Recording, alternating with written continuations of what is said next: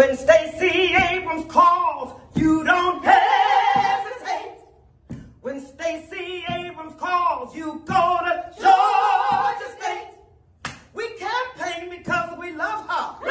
She's Georgia's next governor. Stacy is the truth, so get to the voting booth. Stacy is the one. She gets the job done. She gets the job done. Hey!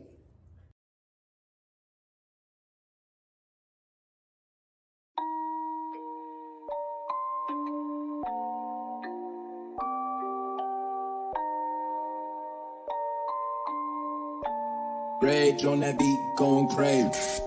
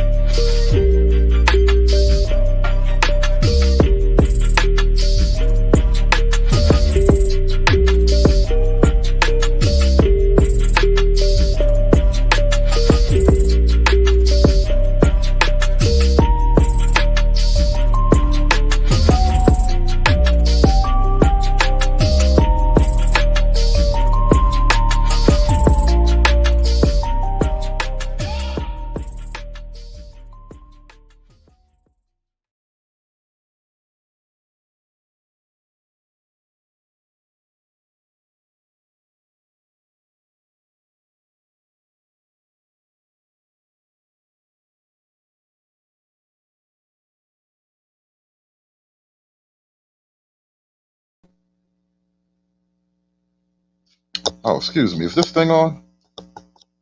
Are we live yet? Are we live? Oh, what's going on with my audio? Sound check, sound check. Can I get a 1 in the chat? Okay, it looks like it's coming back in. All right, there we go. There we go. All right, all right. Good morning, good morning. Welcome to the show. Welcome to the show. Thanks for tuning in. We got some things to talk about. You know, we're going to ease into the conversation today. Yes, your boy, the good Reverend Al. He's calling us out, man. The good Reverend Al is calling us out. He is checking our manhood early in the morning. We got to wake up and hear about this mess. Like, really, Al? That's how you feel? But it's even worse than that, though. I'm noticing, right? There's not just the black male vote that's kind of in question.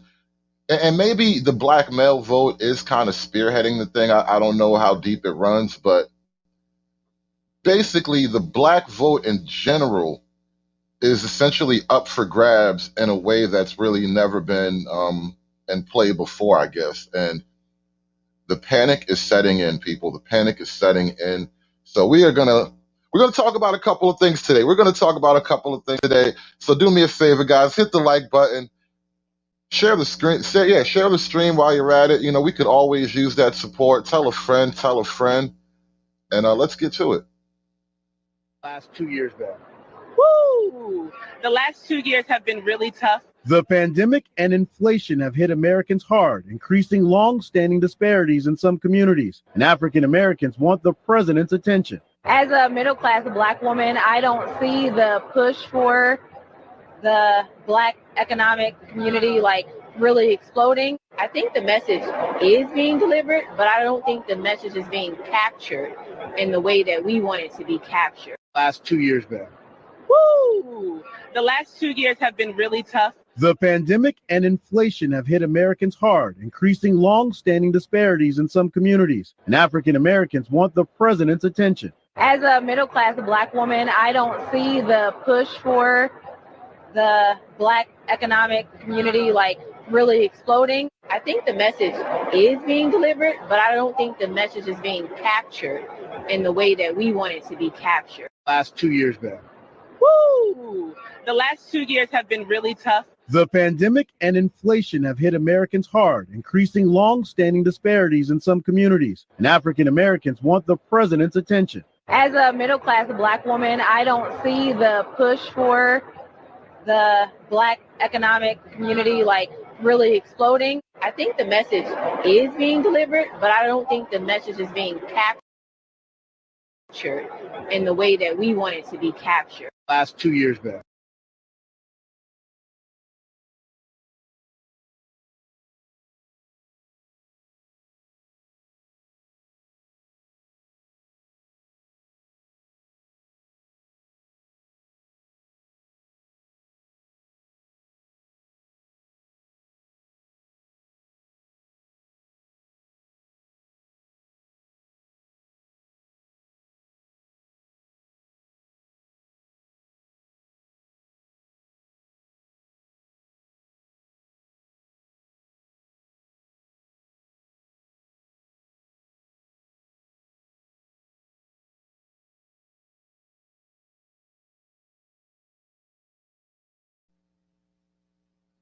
Okay, excuse me. Ooh, was having a little bit of glitching on my end. Sorry about that. Sorry about that. Having some tech issues for a minute. But when she says we, I don't think she means we like she and I. I think she means we like the royal we. And these things don't go unnoticed. And yes, Azrael, first of his name, notice they didn't interview any men. We'll probably get to that. Obviously, we're gonna see the male side of the story in a minute. But I'm just kind of trying to highlight a few things here for you guys. The Democrats are noticing an issue. They have problems all around. Honestly, they even have problems just with the candidates in general, right? Policy aside, like the individuals that they've chosen come with problems of their own. Like this guy, for example, and actually, as a new resident of the state of Pennsylvania, this is of more interest to me now than it would have been before, perhaps. But you can't help but notice certain things, and I think this is just kind of ironic, for the Democrats to be running this guy of all guys at this moment of all moments. They may have broken the law. They may have broken the law. That's what John Fetterman said after he chased down an unarmed, innocent Black man and held him at gunpoint. Now, yes, John Fetterman chased down a jogger. John Fetterman, jogger hunter. This is your Democrat candidate. Like, it would fly a little bit better on the right. And even then, it's a tough sell, right? Even then, there was like, no, there are too many negatives, right? There's too many downsides to be associated with this kind of thing. But for the Democrats, John Fetterman, jogger hunter, vote for me. Now, this guy wants to be in the Senate? Are you serious? My message to Black voters, do your homework about John Fetterman. They may have broken the law. He didn't even apologize. And now he wants our vote? Not a chance. RGC Victory Fund is responsible for the content of this ad. They may have.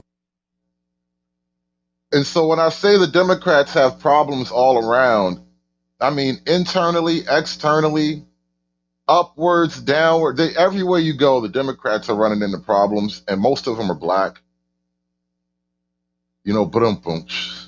But seriously, that's kind of the issue right now. The Democrats are in a bind.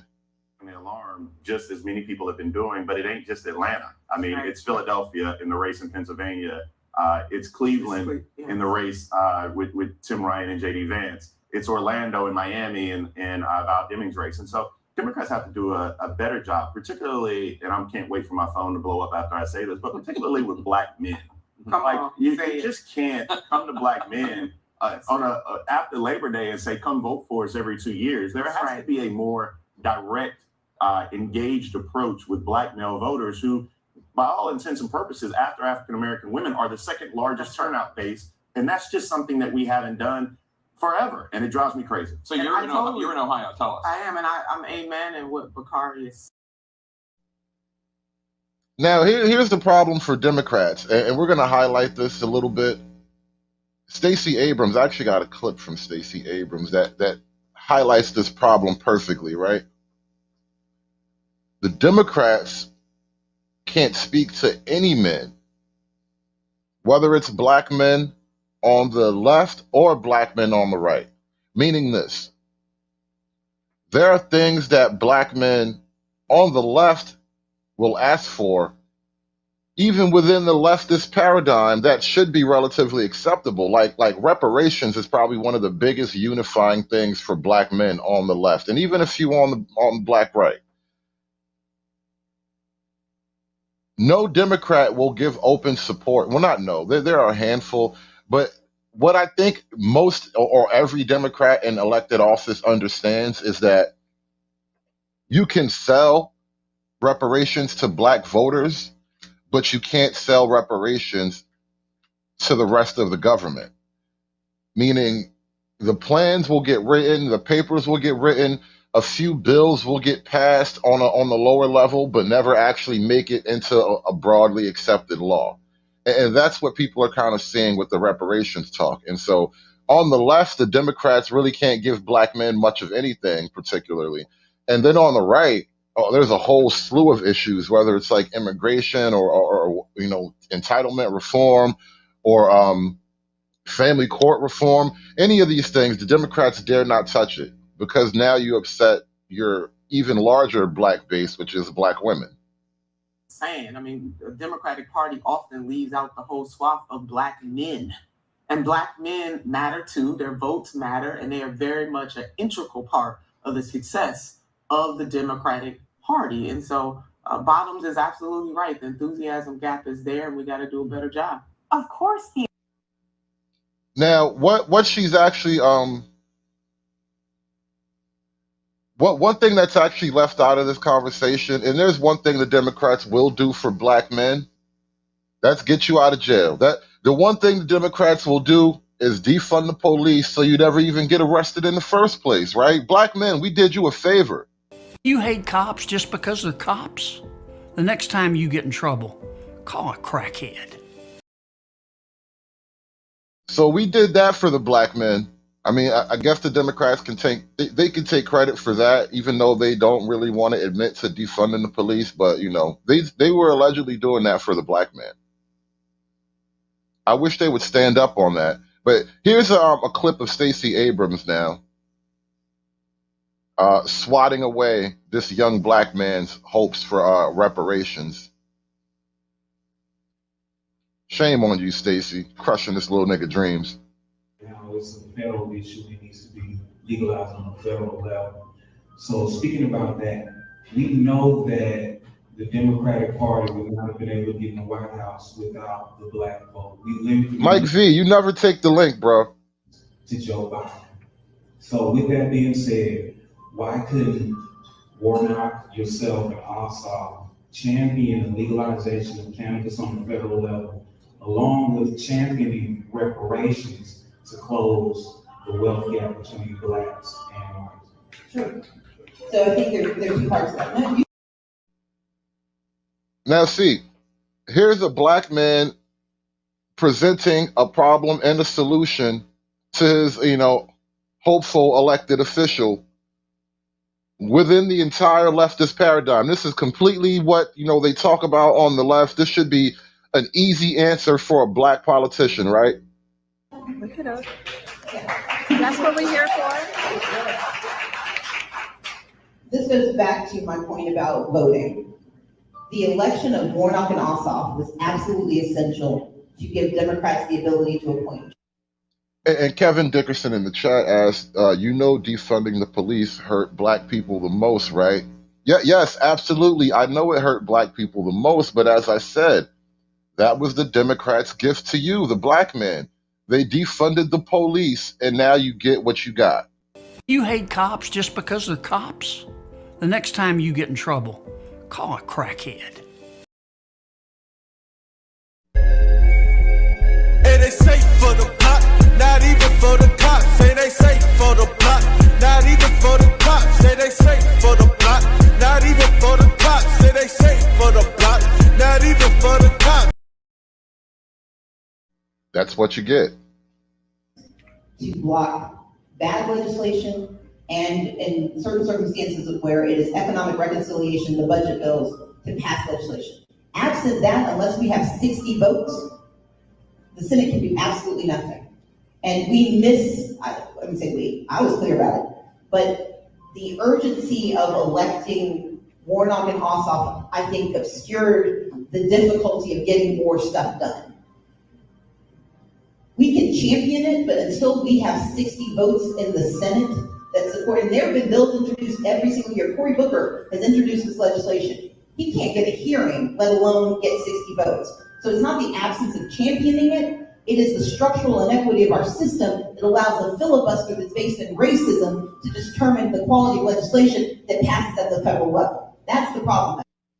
Yo, I swear she just did an Oswald Bates right there. See, it's the castration of the obfuscation of the white man's racism towards this nation is the reason why I can't support reparations. Like, yo, that was an Oswald Bates. That bars, nigga, bars. Hold up. We got to run that one back. That was dope. That was dope. And yes, we got to give a shout out to the unsung candidate right now, the chair. The chair in this room is probably the hardest working member on Stacy Abrams' campaign staff right now. Let's have a round of applause for her chair, please. 60 votes, the Senate can do absolutely nothing. And we miss, let me say we, I was clear about it, but the urgency of electing Warnock and Ossoff, I think, obscured the difficulty of getting more stuff done. We can champion it, but until we have 60 votes in the Senate that support, and there have been bills introduced every single year. Cory Booker has introduced this legislation. He can't get a hearing, let alone get 60 votes. So it's not the absence of championing it, it is the structural inequity of our system that allows a filibuster that's based in racism to determine the quality of legislation that passes at the federal level. That's the problem that we have. And that's part of to determine the quality of legislation. It is the structural inequity of our system that allows a filibuster that's based in racism to determine the quality of legislation that passes at the federal level. That's the problem that we have. And that's part of the challenge with reparations.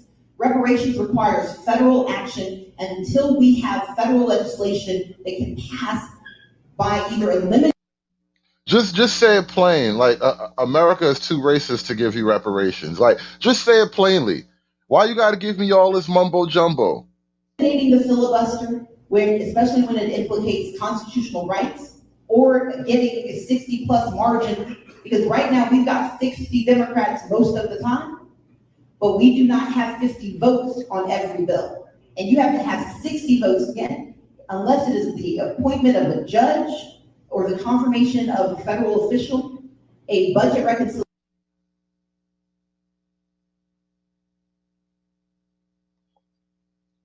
But that's your girl right there. It's not going to happen.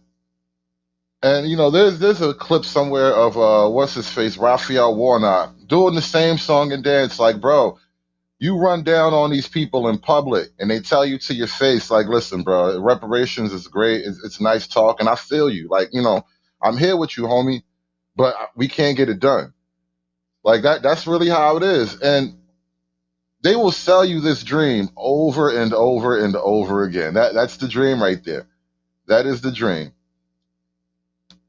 But let's see, what else do we got? Oh, listen, the hits keep coming, though. I got to tell you, the hits keep coming. It's been an interesting week in the black politics game because they are crying about this black vote thing. I mean, damn, I almost feel a little teeny tiny bit responsible. Like, did I tell one too many black guys about what was really going on?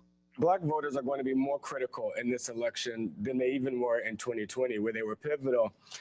Joe Biden put together a coalition that was very different than the Clinton coalition, the Obama coalition. And frankly, Democrats are going to need a different coalition in 2022 than the coalition that propelled Joe Biden to victory.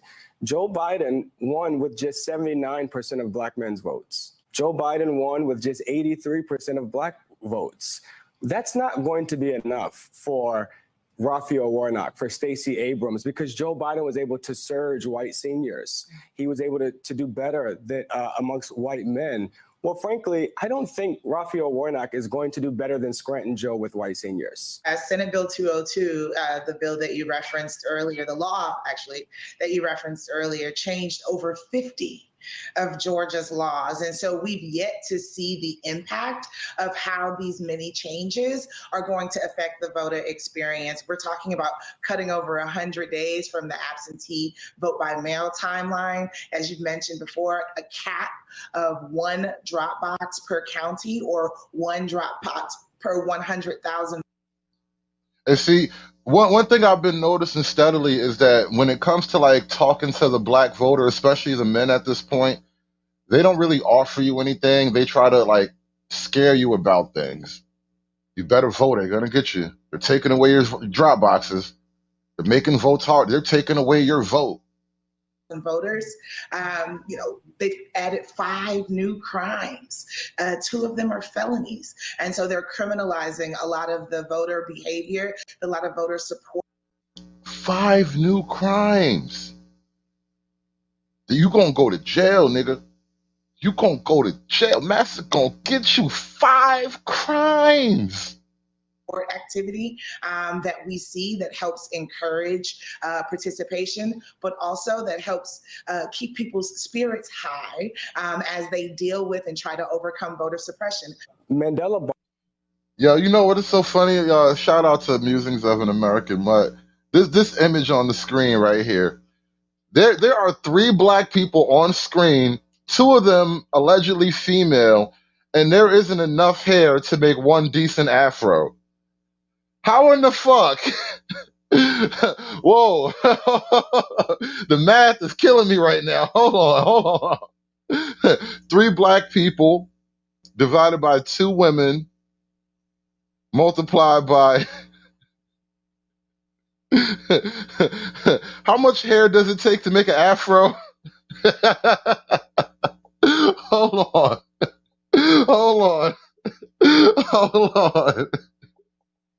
How all of y'all got the same haircut?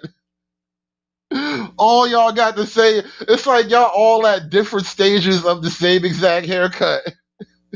This is not right. Wait a minute. No, the visual is killing me. This is not right. You guys are at 3 different stages of a haircut. This is like, all right, so she fresh out the barber. She went to the barber like maybe a week, 2 weeks ago. She got hers lined up 2 weeks ago. Now, see, he thugging it. He ain't been to the barber in like a month maybe. He just been shaving every morning. That's all. But they all got the same haircut. This is like a yesterday, a today, and a tomorrow. Voter suppression. Mandela Barnes is going to have to reach Obama-level numbers with black voters, 94, 95, 96%. And that is going to require Democrats like Mandela to demonstrate the progress that has been made since 2020 before we make promises about what we'll do for the next 2 years, because frankly, they don't believe us. In fact, I was in focus groups in Miami-Dade just last week, and 4 out of 8 black men in that room told me that their lives were better when Donald Trump was president. In my focus groups in Miami-Dade just last week, and 4 out of 8 black men in that room told me that their lives were better when Donald Trump was president. In my last week, and 4 out of 8 black men in that room told me that their lives were better when Donald Trump was president in Miami-Dade. And so folks like Val and folks like Mandela and Raphael Warnock and Stacy Abrams, we have work to do, but we're off to a good start by nominating the most diverse slate of candidates in Senate history. Yo, Simone Sanders is husky, man. She looked like a bully. Simone Sanders looked like she still be taking chicks' lunch money. She like 52, walking around the office. Yo, what you got in your pocket?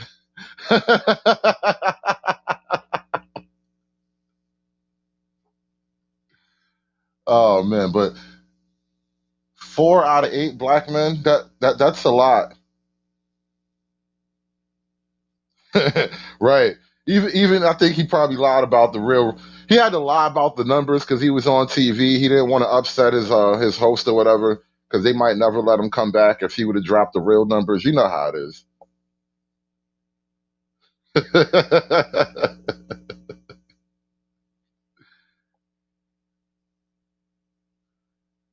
But yeah, it's looking bad out there. It's looking bad for the Democrats lately.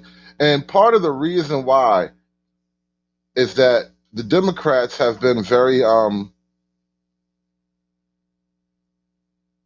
let's say dishonest and superficial.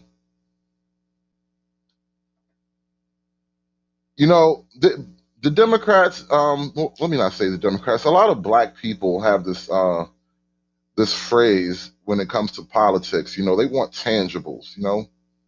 We want something we can actually feel. Give me something that I can hold in my hand, something I can take home. And the Democrats have been also, you know, criticized because of their lack of tangibles. And I did notice some tangibles, though. I got to tell you, there are just a little bit of tangibles here. And you know what? I'm not even gonna like. I'll let you guys hear it. You will be surprised, and you will hear the tangibles that you get being a Democrat voter. As a black Democrat, here are the tangibles. So here I am in Fort Walton Beach, Florida, in a line for barbecue. However, you only get this barbecue if you register to vote as a Democrat. They will give you chicken. You want tangibles? You want something in your hand, nigga? Here's some chicken. Barbecue. Hot. Eat it. Shut up. Craziest thing I've ever seen. Buying votes. So here I am in Fort Walton Beach, Florida, in a line for barbecue. However, you only get this barbecue if you register to vote as a Democrat. Craziest thing I've ever seen. Buying votes. Buying votes with chicken. Yes, they bought your vote with a leg and a thigh. They didn't even give your bitch ass the breast meat. You got a leg and a thigh. You got the cheap part. So here I am in Fort Walton Beach, Florida, in a line for barbecue. However, you only get this barbecue if you register to vote as a Democrat. Craziest thing I've ever seen. Buying votes. Yes, Pai May. No vote, no chicken. No vote. Listen, Democrats got a great deal, though. I gotta tell you, Democrats got a great deal because black people have been kind of like, over the years, we have been pretty much sort of conditioned into this point where like a lot of black people are in line. Democrats are up there handing out chicken. They're like, look, no vote, no chicken. And the black people are like, what? Look, nigga, no chicken, no vote. Like you really want something. You know what I mean? They all in line waiting to get their chicken. Proudly. In full blackness. I'm glad this camera view is from the back. Thanks for not showing their faces, because like this is a moment of shame. No chicken for you. Watch. And this is how ill the game is, because the more accustomed you get to getting your food from the government, sooner or later you will get the chicken Nazis. No chicken for you. That's what's going to happen eventually. But, you know, I'm just a crazy guy on the internet. Don't listen to me. I could be totally wrong. This is all totally healthy, positive. You know, it's barbecue. What's wrong with barbecue? I love barbecue chicken, by the way. It's one of my favorites. I love barbecue anything pretty much. Hell, barbecue votes. That's what we're going to do. We're going to start selling barbecue votes. Battle Royale price is 10 buckets of chicken. Oh man, listen, it's great. It's great. Get your chicken, y'all. Get your chicken. Hope they let you get a take-home plate. I hope they don't make you eat the chicken right there. Like you got to vote and then eat the chicken. That's how they do it, though. They make sure you vote and you got to come out with like your stamp. They're gonna give you like a blue stamp in the shape of like a chicken leg or something like that. So you come out and you present your wrist and you show them your blue chicken leg stamp, and then you get your barbecue. That sounds like a fair deal, you know. Keep everything nice and smooth and orderly. So here I am in Fort Walton Beach, Florida, in a line for barbecue. However, you only get this barbecue if you register to vote as a Democrat. Craziest thing I've ever seen. Buying votes. Tangibles. Shout out to tangibles, y'all. Black people, listen. You wanted tangibles, you got tangibles. And I noticed another thing too. It's weird. It's so weird. I don't really know what to make of this. But for some reason, people think the way to get the black vote is to throw a cookout. Like the state, your city government, your local city government will throw a state-sponsored welfare cookout to get your vote. CBS 58's Ellie Nakamoto-White spoke with organizers who say your vote is your power. With the midterm elections coming up, organizers say it's more important than ever to register to vote now and have your voice be heard. You can hear it before you see it. You're going to hear the music. You're going to see the dancing. You're going to see the food. A celebration. You're going to hear the music. You're going to see the dancing. You're going to smell the food. It's a Negro party. Like no other. It's a goddamn hootenanny. That's what it is. It's a voting nanny. We're going to have us a good old-fashioned voting nanny. We got to do everything we can to encourage people to vote. Milwaukee is the second stop on the ARCA Voter Justice Tour. You know, we're dealing with so many issues that we're challenged with today, and I think people are so disconnected from the politics that we need to re-energize. Voter Justice Tour. You know, we're dealing with... He looks like he has a bookshop that sells crystals and incense and shit. He looked like one of them dudes, you walk into his bookshop, you got to walk through like a cloud of incense smoke. And not even like those little stick incense that you buy like in any corner store or whatever. Like those imported like rock crystal incense or something. Some real authentic shit. Some indigenous shit like that. His whole store smells indigenous. Like everything about him is indigenous. I bet he got on those sandals where it's like just like the one strap over the big toe. Motherfucker got seashells around his toenails and shit like that. I'm telling you, I can tell his whole vibe right now. With so many issues that we're challenged with today, and I think people are so disconnected from the politics that we need. Facts. You know there's beads on at least one of the doorways in there. At some point during your trip to his store, you're going to walk through beads. Somehow, some way, it's like a ritual thing. He set it up in a way where everybody has to pass through the beads. Need to re-energize what it means to vote. Voting is the central responsibility and privilege. Shout out to Kimberly Crenshaw. We all know what you did, Kimberly. Most of us know exactly why you're not to be liked. That we have as Americans. Especially when voting access has not always been equal. This is something that we cannot take for granted. We're changing the dynamics. We're changing how you think about voting. Hold up, Simon. You trying to say he got big conch energy? He acts like he has a big conch. Everything that we do across this tour, all of our work, 365 days, is for liberation and freedom. That is the end. Who not free? This is what I don't understand. And I hate this type of language. You know, we're supposed to be out here moving on the behalf of Black liberty and freedom. Who not free? I mean, right, liberation from what? Liberate me from these taxes, motherfucker. Liberate me from these gas prices. My gas tank is oppressing me. My gas tank is racially abusing me. For like the last 3 years? It's almost 3 years now. My gas tank has been racially oppressing me. I have the scars on my back from my gas tank just whipping me, just abusing me. Every time I fill up the gas tank, I hear it whisper to me, "Give me some more, nigga." I'm like, whoa, hold up. I didn't pay for this. My gas tank is racially abusing me. Can you free me from that shit? Gas tank is dropping N-bombs every time I pull up at the gas station. Like, come on. Come on. Right, get these gas prices off my neck. Talking about some goddamn liberation.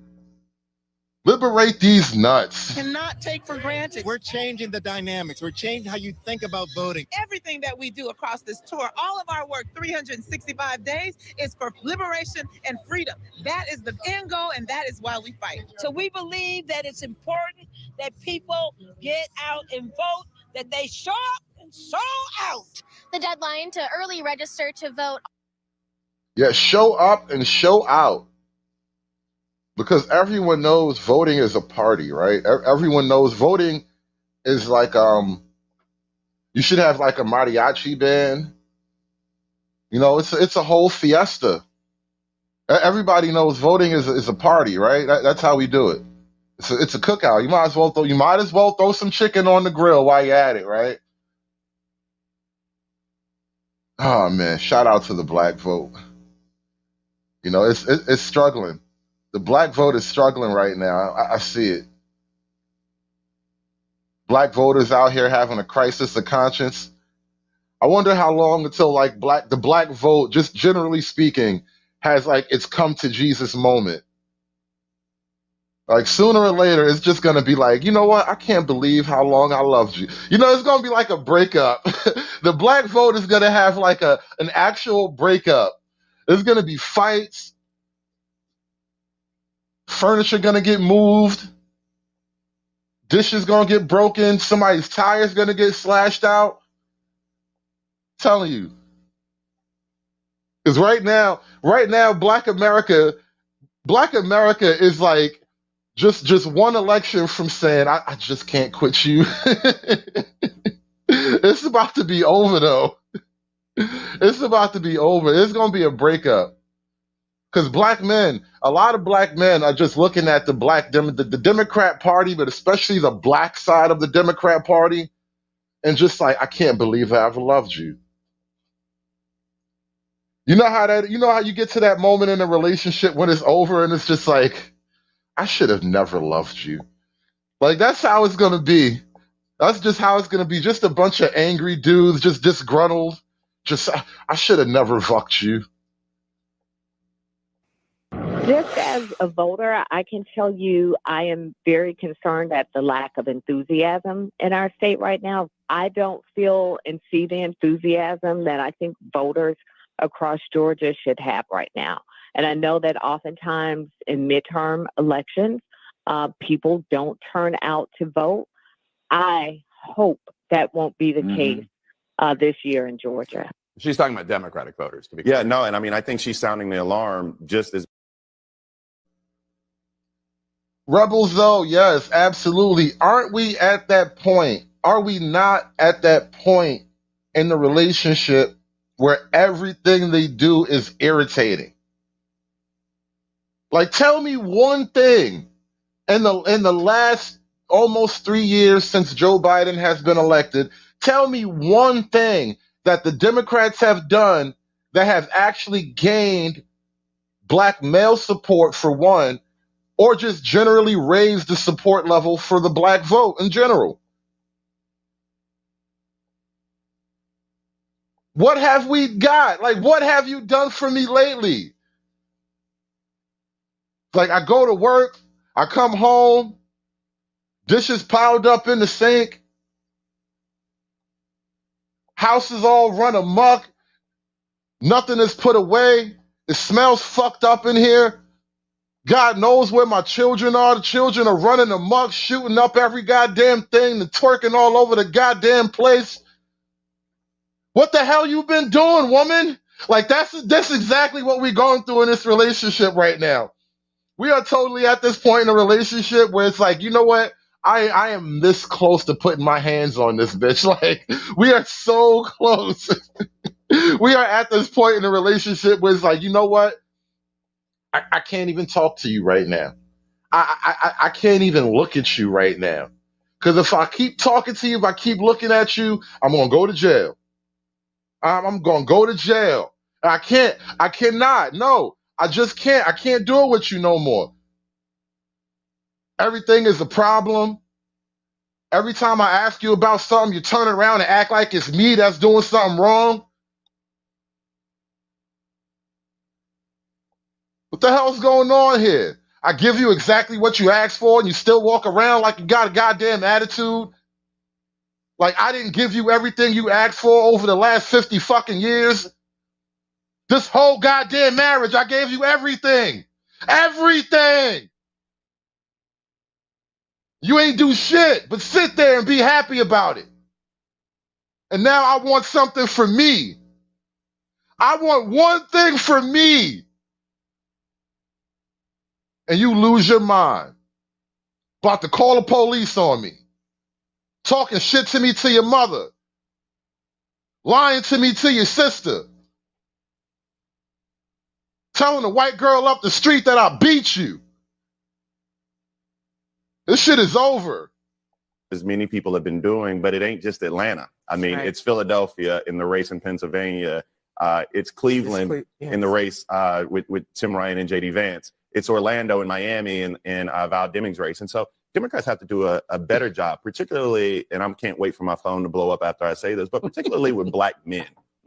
You just can't come to black men after Labor Day and say, come vote for us every 2 years. There has to be a more direct, engaged approach with black male voters who, by all intents and purposes, after African-American women, are the second largest turnout base. And that's just something that we haven't done forever. And it drives me crazy. So you're in Ohio. Tell us. I am, and I'm amen in what Bakari is saying.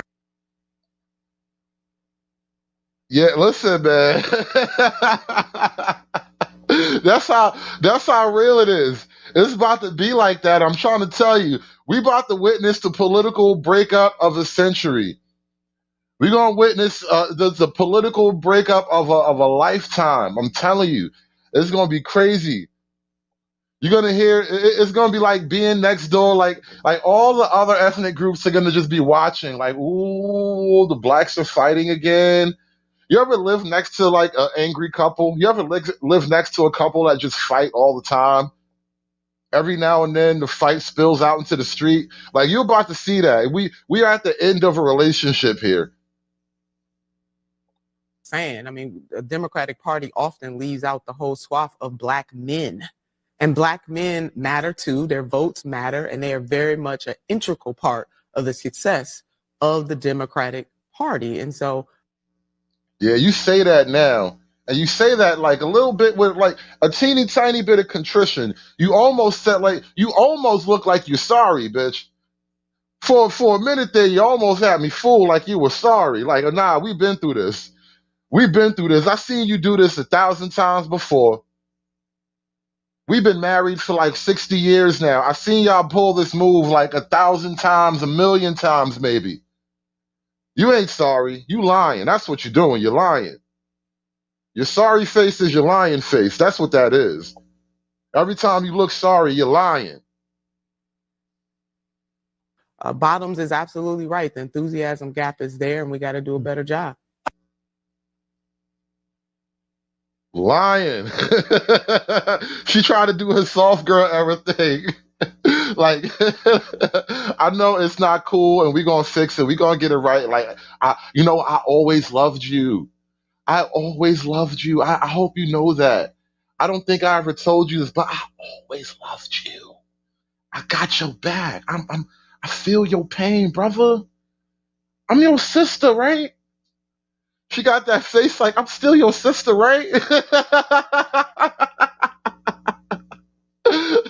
Nah. Look, this is that part in the argument. This is that part in the argument where you got all your stuff, the car's damn near full, you ready to go, and now she gonna stand in front of the door and won't let you leave. Like she was talking shit to you the whole time while you was packing your stuff. And now that she about to leave, she don't want to let you leave. Everything is ready to go.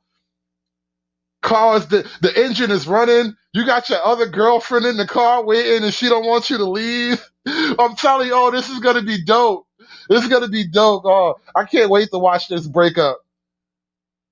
I can't wait for that. I hope this runs on prime time. I hope this breakup runs on prime time. We're gonna have like a watch party. It's gonna be dope. And see, look, while the other side is wondering what to do and how to talk to black men, wondering like what is wrong with these. I can't believe these niggas is not a part of the program. Somebody need to say. I think we're gonna have to castrate these niggas next. Like these are the type of conversations being had on the left. They're like, you know what? We should have castrated them younger. That's what's going on right goddamn now. That's literally what's happening in the country right now. So best believe the conversation is being had in the black circles too. You know, if they can discuss aborting you, they can discuss castrating you. Different paths to the same destination, right? All roads lead to downtown matriarchy. And so that's where you're headed. These are the conversations being had on one side, while on the other side, you got guys showing up to the guys who are actually on the ground doing something that matters to young black men. Yes, Governor Kemp went to King Randall's, the X for boys. I forget the name of it, but his school is getting a lot of praise, well-earned, well-deserved praise. And the governor of the great state of Georgia, shout out to the governor, he decided to go and take a look at all the wonderful things that one black man has done for his neighborhood, for his state, his country. Hell, dare I even say his race?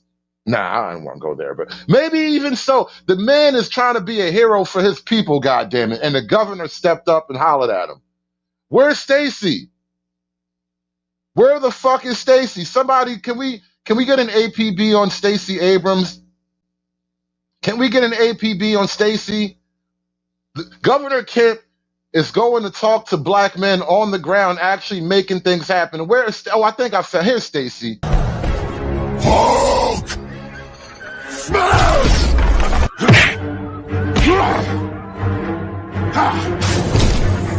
Smash you!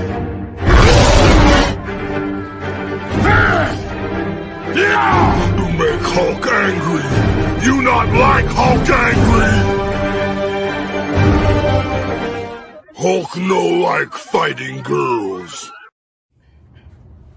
When Stacy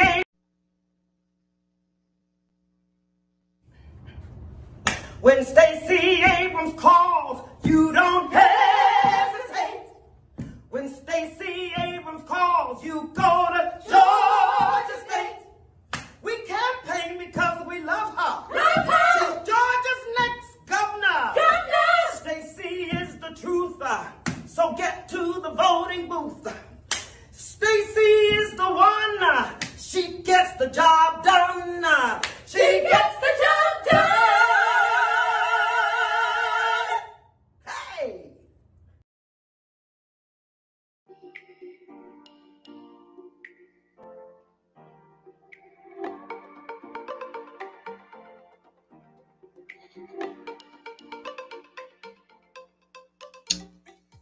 And Shelley, just want to thank you. Want to thank King Randall and the fellows over there for coming up. It's great to see you guys. It's an honor to be here this morning. I just appreciate the time and the opportunity. You know, I've told a lot of people, really, especially in the last 24 hours, because I've had a pretty busy public schedule with events like this, and had a great one last night with several black radio hosts, and took every question they gave me. And I told them, I said, look, I've been so honored to be serving as your governor.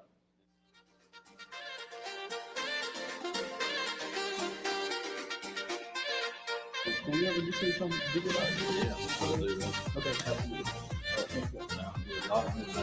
you.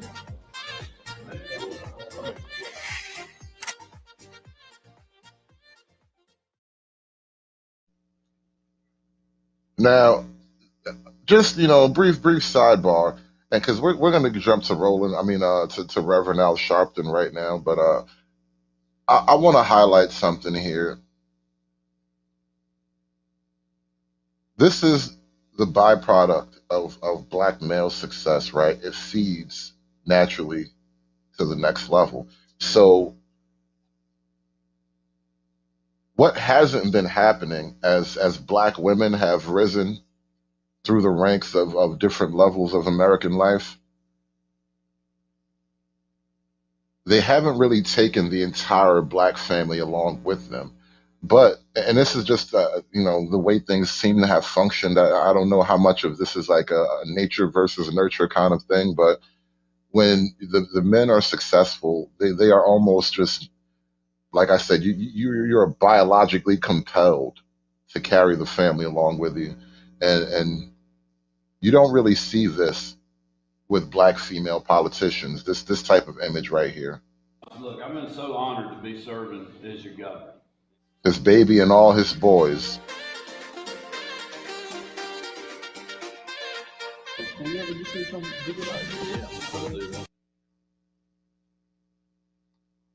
This is more powerful than any Stacy Abrams free barbecue chicken cookout next to the barbershop event that you can ever get. But shout out to King Randall and all his good work down there. I know this is a good day for him and all the kids down there. You guys got to meet the governor.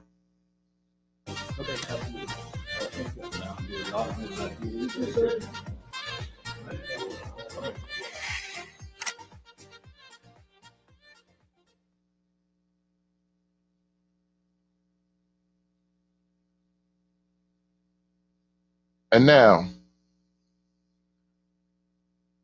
let's talk about the good Reverend Al Sharpton. And this is something that's been on my mind for a while now about just the nature of this whole black politics thing. And it's even deeper than the politics. It's almost, just black culture is stagnant and regressive even in certain elements, right? There's certain pockets of black culture that are definitely regressive at this point. I think it's fair to describe it in these kind of stark terms now.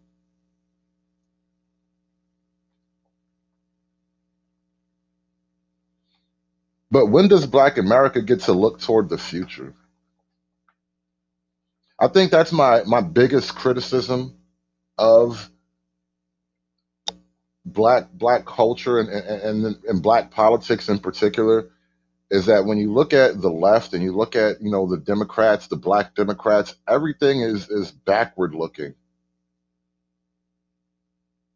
Everything is sort of not even like guided by the past, that whole concept of being guided by the wisdom of your past and things like that, but it's more like being chained to the traumas of our past, being chained to every single loss. It's like being forced to relive every single bad day you've ever had, and that's like it's self-defeating. It's emotionally debilitating, on an individual level, and also on a mass level. Obviously, it has to have some kind of larger effect as well.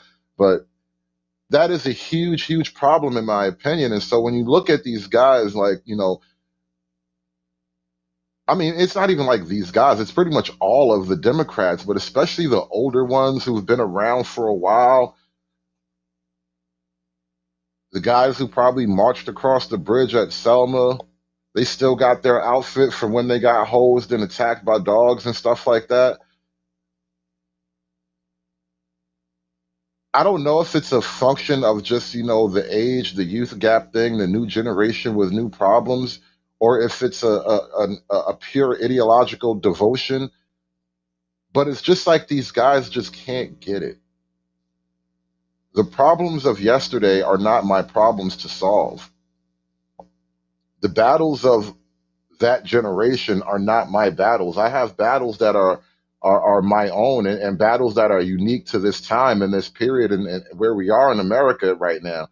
And there's a huge gap between that reality of what the moment calls for, what the problems actually are for the average person on the ground, and what the culture says our problems are, what the the gatekeepers, the cultural gatekeepers, like I was talking about the other day, what our political masters, our political betters, what they say the culture should be worried about. And there's a huge gap between these two realities. I talked about this kind of thing, the reality gap. It's like the way we are and the way they say we are. And sooner or later, we will have the problem of the unstoppable force and the immovable object. And, that's why I said the great breakup is happening in our face right now. We get to witness it. And Al Sharpton has now joined the fray, and he made his allegiance plain. And I'm not even going to give you a preview of his exact words, because we got to come back to it. His exact words are damn near manosphere bait. I'm just going to lay that much out for you right now. When you actually listen to what the man actually says about black men and the black vote, I don't know if he says black men specifically, but he was very much indirectly talking about black men. And yeah, sign language, guys. I literally have black men calling my radio show saying, well, we got enough black women in power. Ketanji Brown Jackson in the Supreme Court. We have Vice President Kamala Harris. I don't know if I want to vote for Stacey Abrams. Who would not be proud of Stacey Abrams unless you are so insecure as a man? I literally have black men calling my. Now, I haven't been able to find an extended part of this clip. I need it. SKC, if anybody has the extended part of this conversation, please put the link in the chat. Find a way to get it to me, because this right here, oh my God, I could do a whole manosphere hour of just an hour of rants on this alone. Let's take it from the top now, because this like 20 seconds was, like I said, 20 seconds gives you an hour of content. I literally have black men calling my radio show saying, well, we got enough black women in power, Who has been saying flat out, vote against them? And I know my mouth isn't that big. I know my reach isn't that wide. But the vibe is out there. The feeling is in the air. The feeling is definitely in the air. Might as well just vote against you openly, directly, proudly, say it with your chest, all of that. All of that. Why not? At this point, Trump was right. What have you got to lose? What have you got to lose? And so Al Sharpton, in his own high perch, he's now feeling it. The cry from the street, basically, like, look, we see it. These women are against us, and they have power over us politically, and this cannot stand. And if it means we separate from this whole racial romance bullshit, so be it. I should have never been loving you. I should have never fucked around with you in the first place. I'm moving out. I'll be back for my kids. Gotta take the kids with you. Ketanji Brown Jackson in the Supreme Court. We have Vice President Kamala Harris. Now, remember, Ketanji Brown doesn't know what a woman is. We all had that moment. Ketanji Brown Jackson does not know what a woman is, and now she is deciding law. And from what I hear, she's going right for the racial stuff. She's not even playing. She's not wasting any time. She's coming out. She's going black girl magic immediately. And, there's that. And nobody ever liked Kamala. No one ever liked Kamala. Kamala wouldn't win. She couldn't win a contest right now on a school board. She couldn't win class president. She couldn't win any kind of election. As long as there's an empty chair next to her, she will lose the election. And Kamala Harris has, been thrust upon us, which is kind of symbolic of the whole problem. It's like black female power, not even power. Power is the wrong word because it's not always just about power per se. It's not even an issue of like you have power over me. Black female presence has been sort of thrust upon everyone. And black men are kind of chasing under it the most, I suppose, because we're closest to it. But that's kind of the deal with Kamala. Her presence has been thrust upon us, right? And so now she actually is a woman in a power situation where it's the whole, now you see the perfect combination of she's incompetent plus a certain segment of men have always been talking about the problem of women in leadership positions, and the reality it's right there for everyone to see, and it's failing miserably. So I don't know if I want to vote for Stacey Abrams. Who would not be proud of Stacey Abrams unless you proud of Stacey Abrams for what? And you're gonna call out my masculinity too? Like really, Al? Was so insecure as a man. I literally have black men. Like you're gonna call out, and this is the deal. So and this is what a conundrum. This is a mind fuck that you will not get out of unless you just reject everything from the base. Like you got to reject almost the entirety of the whole game. Like can't win, don't play. As a black man, you are not a man unless you support female leadership. Think about the pretzel that creates in the minds of boys coming up.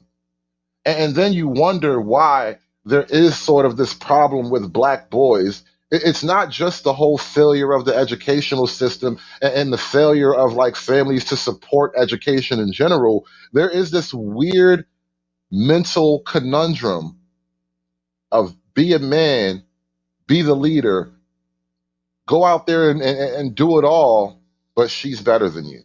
You got to bow down to her. You got to respect her. Her divinity is way better. Like you're a king, but she's a god. But if man had to find out that his god was a woman, I say the black woman is God, and black woman is God. I say the black woman is God. The black woman is God because, she was the first organism on this planet. And that's what it's a box. It's a mental box. Like the black male mind is like it's like Schrodinger's cat. It's dead and it's alive at the same time. It's caught in this weird place because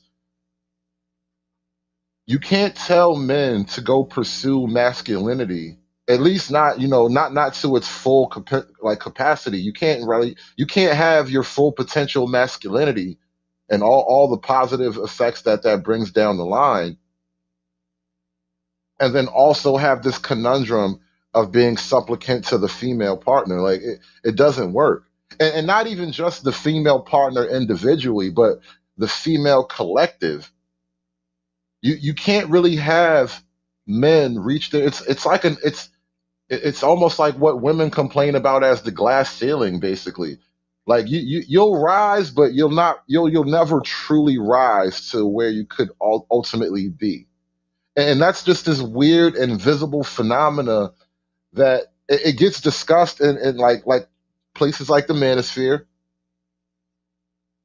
And maybe we got certain guys, like let me not even say maybe, there are a few guys like your Tia Son Johnsons, and I know there's another professor who kind of is into black male studies, as they call it, and it's not like a bunch of leftist mumbo jumbo. It's actually looking at the black male problems. I mean, there's a little bit of leftist type of language and the leftist vision of things, perhaps, but that's fair.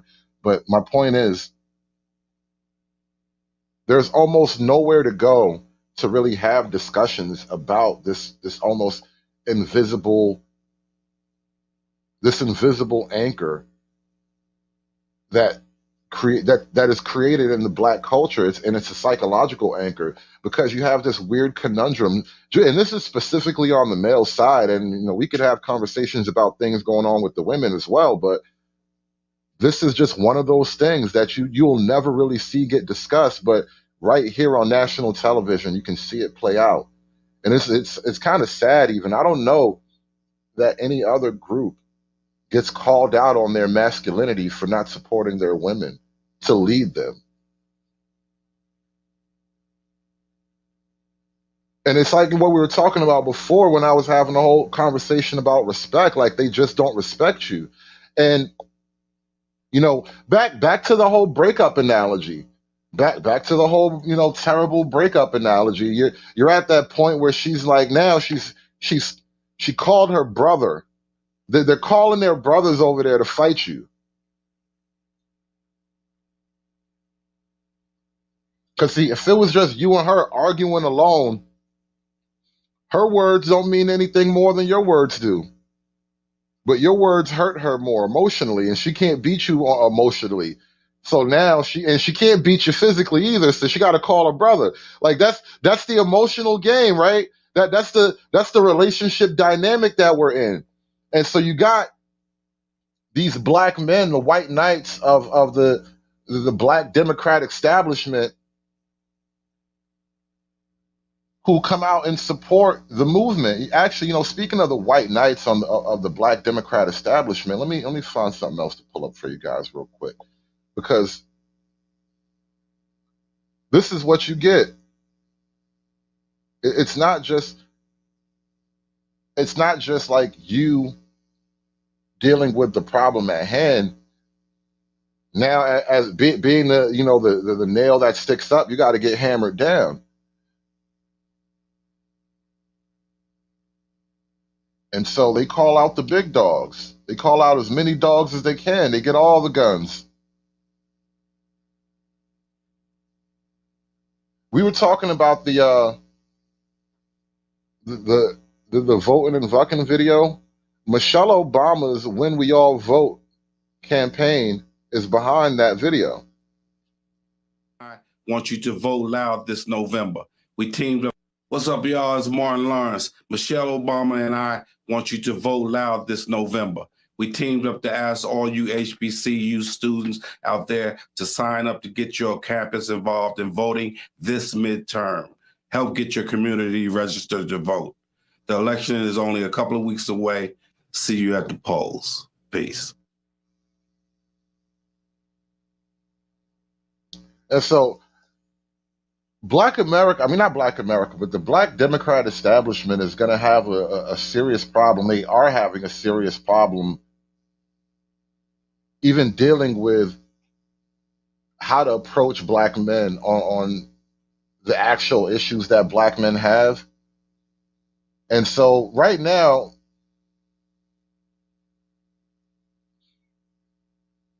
like I said, the reality gap is huge. And so right now, where we are is they only know how to basically whip you back into line. And I want to move on to Herschel Walker for a minute here. Should have probably brought him up first. But Herschel Walker is an interesting candidate. I don't have huge support for Herschel.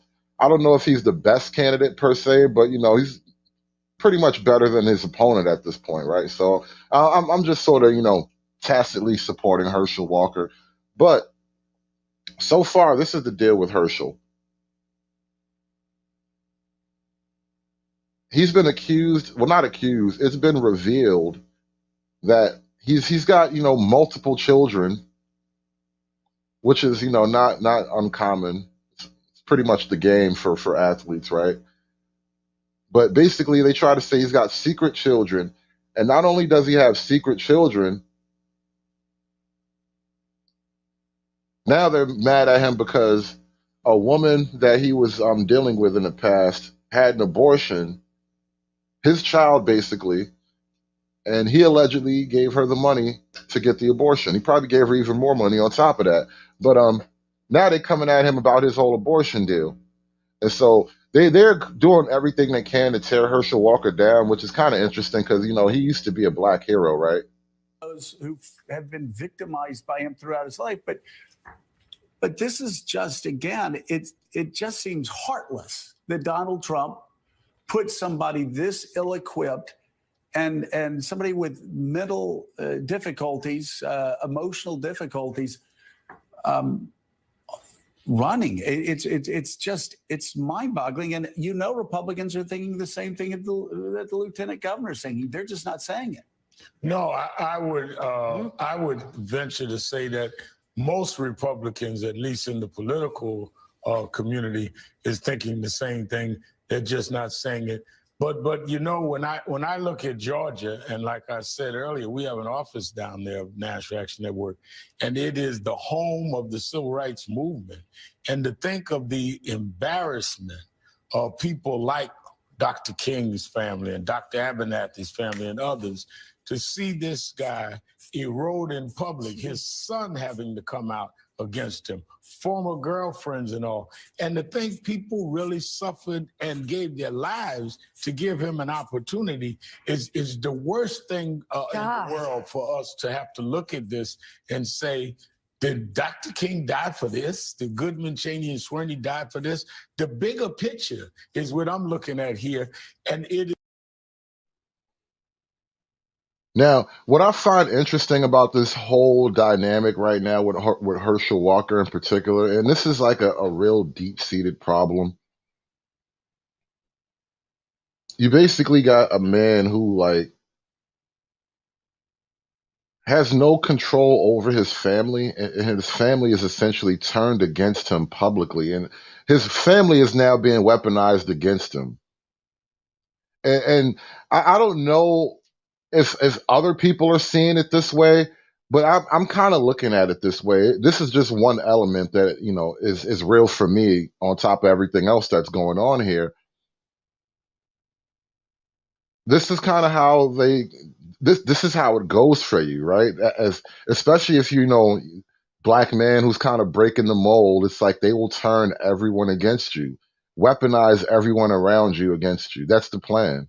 It is the ultimate disrespect for Donald Trump to just say, here's a black guy, just run him because I'm telling you to run him. Don't vet him. Don't worry about any of that. Just run him. And I think that this is what is most striking to me about this. And there were many credible Republican blacks that they could have run if they wanted to run a black. But to just do this is insulting. I think Jamil Hill when you put it in that article for The Atlantic was really good. When you put it in that historical context, it makes it, if it's. Yeah, Freeman's Journal, you get me exactly. He says, imagine a commercial for men's rights featuring Walker. This is what society does to men. And honestly, you know what? I wouldn't even add the men's rights element to it. I would sort of let that part speak for itself. It would just be like a Herschel Walker campaign ad almost. This, in my opinion, could be turned around in a certain kind of way, almost go on the attack with it. Like, this is what society does to a black man who goes the wrong direction. When a black man decides to go his own way, they try to destroy you. And like I said, I'm not the hugest fan of Herschel. I know he comes with a lot of negatives, downsides, and all that. But generally speaking, I don't like what I'm seeing right here, especially from the party that loves black people and all that. It's possible, even more painful to look at this candidacy and watch the disappointment that he creates among the people in his life. It's sad. NBC's chief Washington correspondent Hallie. Bro, they said he disappoints his family.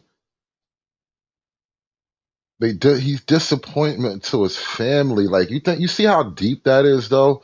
This is what I mean. Like, they try to cut you so deep publicly, all because you don't support them. You don't agree with their vision. You got your own plans about things, right? And it's crazy how you gotta eat that. You just gotta eat it and keep pushing.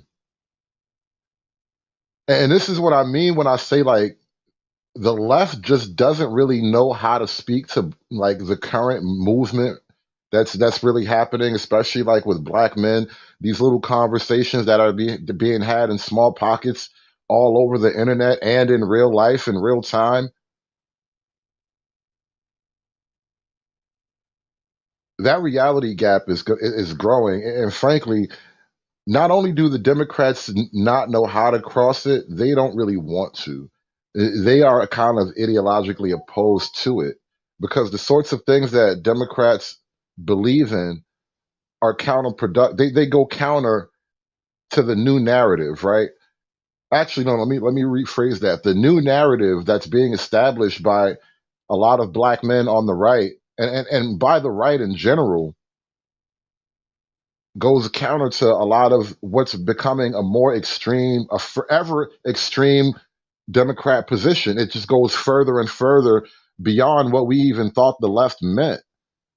Like nobody, when I was growing up, thought being on the left meant supporting transitioning children.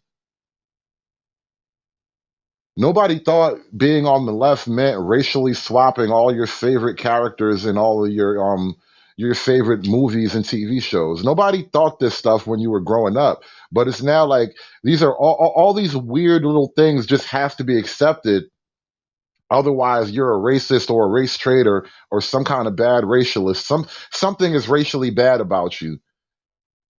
But meanwhile, there are conversations that are being had by young black men, by black men of all ages, honestly, on the right, that the left really can't keep up with. The only excuse we have, the people that we can blame, is ourselves because we have access to this information. No, absolutely. We have access to education. We have access to making money. We have access to start our own businesses. We have access to all these things. There's no excuses today. So we can talk about the past all you want. Get over it. Right. Get over it. It's done. It's over. Get over it. Let's talk about today. What can you not do as a black man today? You can't name. And see, right there, that kind of conversation is going to kill people every time on the left. And for a lot of black people, especially the men, we are kind of reaching this point of one, not giving ourselves any excuses, which is key. It's critical to any sort of like competition, any kind of, engagement with the world. You can't give yourself excuses to fail. You can only give yourself paths to victory. That's the only way to really win, right? And when you get that kind of mindset, and then you take that mindset to a political establishment that is only focused on your victimhood, the guy who's about victory can't really inhabit the same space as the guy who's about victimhood. And so long as there's an attempt to inhabit that same space, there will be conflict. And again, like I said, we're watching the breakup happen. And when you have, what does the Democrat Party do with the phenomena of young black men, of black men particularly, discussing a no excuses lifestyle? What do they do with men like that? Because if you have men who say, I have no excuses and I have to win, I have to do something, I have to land somewhere in this world, how does the Democrat then sell you their myriad programs to help you do stuff that you have already decided to do for yourself? It creates a problem, like where the customers, it's almost like you're selling a product that over time customers have just sort of figured out how to handle themselves. And now you're going to have to, you either go out of business or you sell a better product. Name me one thing. What you mean? Not tell me one thing we can't do as black men today. Name one thing. I will agree. It's not. It's so therefore, what are we crying about then? I have no idea. Exactly, my brother, and that's my point. So we can talk about that past all day to justify your emotional feelings for why you're a loser. We could do that all day because that's just some loser shit. It's a victim mentality. That's a loser. Right. Victims are losers. This is a reality. We done made victims are losers. That's the reality. Democrats support losers. To be in the spirit of the Democrat Party is to be in the spirit of losers. There is no spirit of winning and achieving and conquering and keeping what's mine. Like they don't have that spirit in the Democrat Party. They have the spirit of losers. And when they talk to black men, they talk to black men as losers. That's what you've been getting over the last few years now, especially when it comes to these election cycles, right? And honestly, let's keep it a buck. Let's really kind of let's cut close to the bone now. And these conversations and this black gender war dynamic, just as when I was talking about, love versus respect, what you can also sort of say about that whole lack of respect thing is that black women, by and large, approach black men as losers, right? That's kind of what they expect black men to behave as in a lot of ways. And by and large, when they kind of describe their dealings with black men, they fall in the habit of describing losers, right? The whole thing is focused around you being a loser in mind, body, and spirit. And so on a subconscious level, perhaps even, what a lot of people are revolting from, what a lot of people are turning their backs on is this concept of like, I don't behave like a loser. I am not the sort of weak, miserable creature that you sell to me as, right? You approach me. Your whole sales pitch to me is as if I'm weak and miserable, and I've always needed way more help than is reasonable. And you got to reject all of that. And so a lot of guys are starting to reject that whole deal, and not only rejecting it quietly, but like explaining why it is in fact the manly thing. This is the new masculine position. And this is what the Democrats really can't get. They can't get a grip on this. The idea of black men actually embracing like core concepts and principles of masculinity and manhood. And these are things that ultimately will go against the current Democratic position. These things go against the current position of American culture at this point. And so for the black community to kind of be like the model victim ethnic group of American culture for the last couple of decades, we have been sort of the face of the downtrodden. We've been like the face of the oppressed, the face of the misaligned. They got a bad you guys just treat me bad because I'm black. You think all black people are criminals. Like, for black people to kind of have to embrace that over the last few generations. And the Democrats also play on that for their own power and for their own gain. They have to not only play on it, but feed it and grow it and maintain it as well, because they have power from that. For black men on the right, for these guys who are developing their sense of like right-wing individuality, what you represent to the left, to the Democrats, and why they will go as far as to challenge your manhood if you don't vote for a woman, is ultimately your masculinity threatens their position. Black men actually thinking and behaving as men first and then black second, perhaps, or third, or whatever, just being men first and putting black something later, that actually threatens their position, because if you become men first, you can't be victims politically, and you can't vote for victimhood, and you can't vote to be rescued. What you vote for is to be left alone. What you vote for is to be dealt with squarely. They can't deal with that. They can't talk to you about that. They don't even believe in that. Victim's popular. 50 Cent got shot 9 times. We gave him credit for being a victim. We glorified the victim, not the shooter.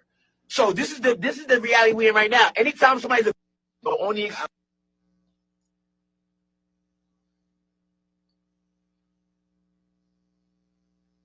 If you think you voting for if you're a black man and you fall into this support of voting for, you know, whatever female leadership they got in front of you at the moment, does that make you a leader? And if you're not trying to if you're not at least trying to take charge of things, what can you be but a victim, right? It's like you're either a leader or you're you either the shooter or the victim. You know, that's pretty much the analogy he was laying out. Like, you know, to just keep it a buck. 9 times. We gave him credit for being a victim. We done made victims popular. 50 Cent got shot 9 times. We gave him credit for being a victim. We glorified the victim, not the shooter. And that's the deal. That's the deal. You got to take up. I mean, you got to stand up and actually take control of something, little by little. You know, that's where that whole clean your room kind of joke came out with Jordan Peterson, because it seems like such a simple, common sense thing that almost has no relation to anything outside of actually cleaning your room. But in the grand scheme of things, what it means is that you take control of the little things, and then you can sort of take control of bigger things. And it's all about stepping away from that victimhood. And that's kind of the thing, you know. It's obvious how they see us. You know, shout out to Reverend Al Sharpton. You didn't see black men as actual men anyway. That's kind of the whole deal with this, right? You didn't see black men as actual men anyway, and so there you go. But guys, I want to thank y'all for hanging out with me today.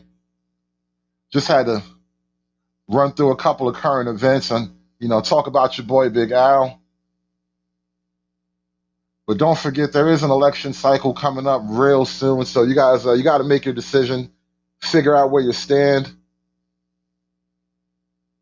and be selfish. You know, it's okay to be selfish, especially politically. Being politically selfish is the best thing you can do right now.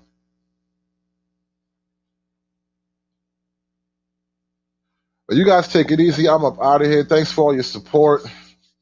Shout out to the chat. You guys have a great day. Peace, y'all. What black community? It's a black environment with black women and black children in it. Aspiring to be patriarchs like what white men have, that isn't freedom. That isn't going to help anybody. It's certainly not going to help black people.